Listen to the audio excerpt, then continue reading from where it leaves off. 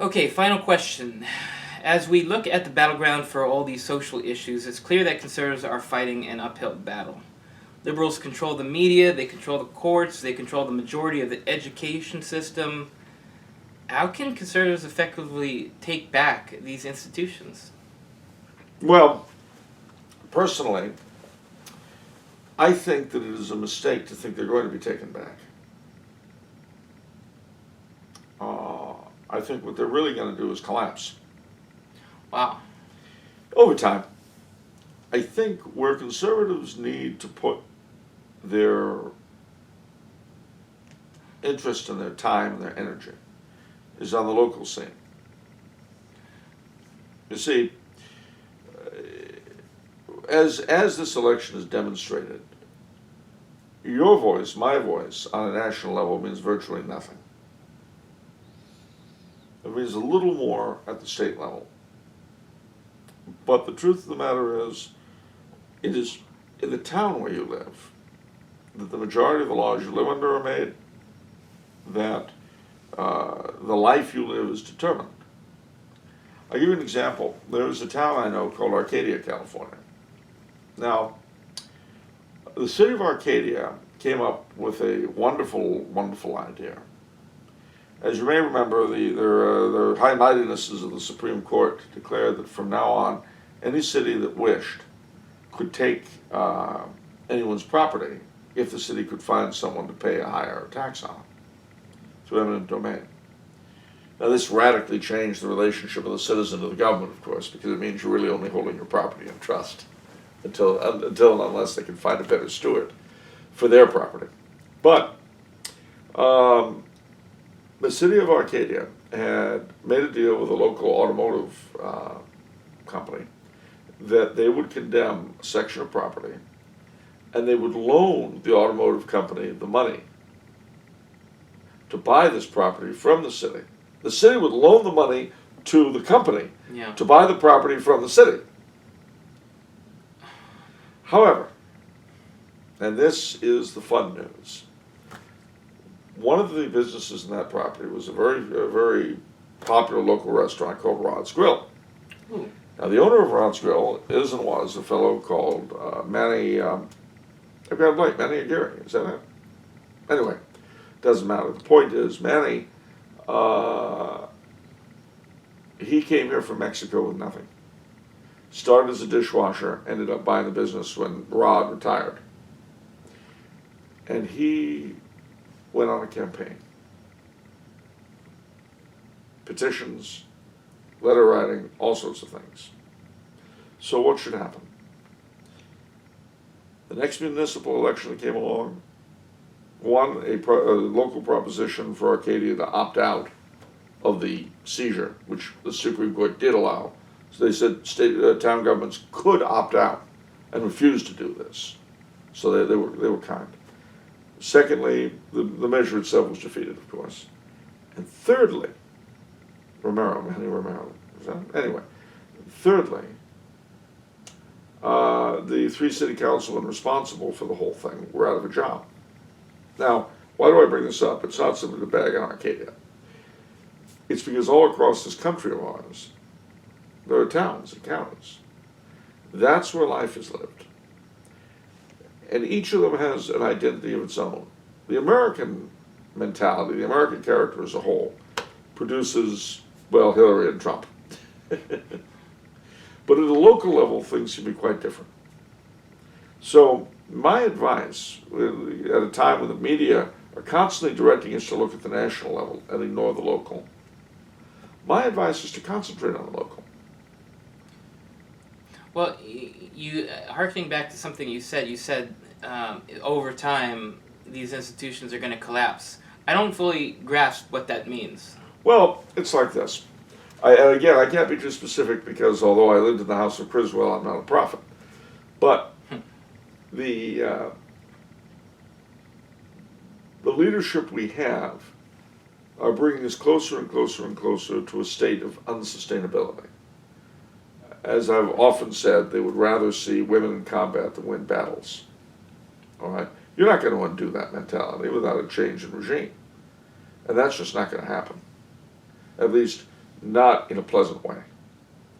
These people will never be voted out because, one, they're everywhere, and two, too many of us accept them. Too many of us really are not that upset by where they've brought the country. We've been boiled like frogs and we're okay with it.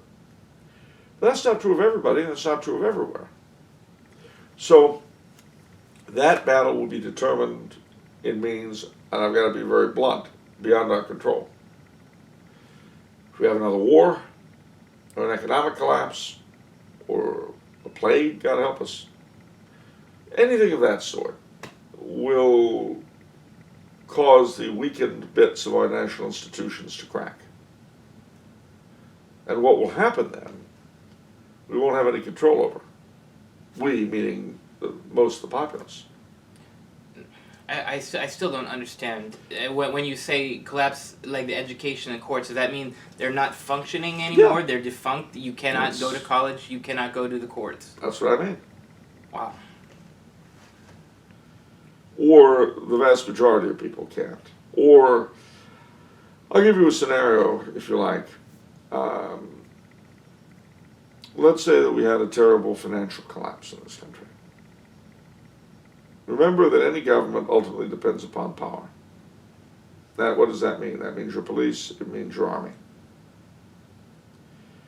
The army, as we know, has been consistently undermined for the past several decades, specifically in terms of unit cohesion. And now, of course, they want to force transgender into it. Lower the physical requirements of the SEALs so women can participate. Eventually, you'll have an army that cannot win battles, which means you don't have an army. All right. You have if you have a continued separation between law enforcement and government, law enforcement will become increasingly, disenchanted with their jobs, doing them more and more poorly, and they will become less and less reliable as an instrument of power. And then you have some sort of economic collapse. Well, the government of the day calls upon the army, calls upon the police to put down whatever civil unrest there is. And they're not there to do it. They're not capable of doing it. They don't want to do it, whatever. Take, for example, just as a microcosm, Baltimore. They had the riots in Baltimore, and the mayor of Baltimore came out for the rioters. What do you think is going to happen the next time there are riots in Baltimore? If I were a cop, I'd get blue flu. As it is, the police do not no longer patrol the black neighborhoods in Baltimore, and crime there has skyrocketed. But Madam Mayor doesn't have to worry about it, of course. She's safe in her mansion. It's kind of a nightmare scenario. Yeah. But, and please God, it'll never go quite that far. But I believe that the liberal leadership will weaken our national institutions, possibly to the point of no return. And I do not see, and again I could be wrong, I do not see any major counterforce to them in this country. These things that you're talking about playing out about the weakening of the police force, the army, are these things that might play out in our lifetime, or are these... Who's to say? I don't know. I know that things have gone a lot more quickly in my own life thus far than I ever thought they would. But I can't tell. I'm not a, again, despite having spent time with Criswell, I'm not a fortune teller. What I am is an historian, and I know how cultures and civilizations die. That I do know. I know that if you constantly chip away at governmental power, one day it will reach a challenge it can't overcome, and then the government goes and is replaced by something new. What would replace it? I don't know. Why? Because I don't know what the situation will be like then. But I can tell you this, if conservatives put their time and energy into making healthy communities, those have a good chance of getting through whatever mess might face us. I'm not talking about withdrawing to the desert or something. I'm talking about taking an active hand in local affairs. For one thing, you're quite likely, especially if you get active and involved in things that you've got a real interest in, you're quite likely to meet and possibly convert people with different political views. And if you're Catholic, with different religious views. But it requires getting out and seeing and dealing with people. It's very easy to sit at home and get upset about the state of the nation. And in a sense, because it brings despair, that's what the devil wants you to do. What he doesn't want you to do is to see what you can do. And really what you can do is what you always could do. It's in the immediate. But how many people live in suburban towns like the 100 or so, at least, around the LA area? I don't even know the names of their mayors, their city councilmen. They don't know. And yet this is where they live. They don't know the local power base. They don't know who's on top. They don't know who's on bottom. They don't know nothing. It all goes on in some other realm while they're glued to the set watching Hillary yap. That is terrible. That is a complete, what's the word I want? A completely topsy-turvy way of looking at things. Because at the end of the day, there's only so much damage in the immediate Hillary's going to do to my life. But my mayor could do a lot. My city council could do a lot, for good or for ill. So my advice to conservatives is focus on the immediate, focus on the local scene.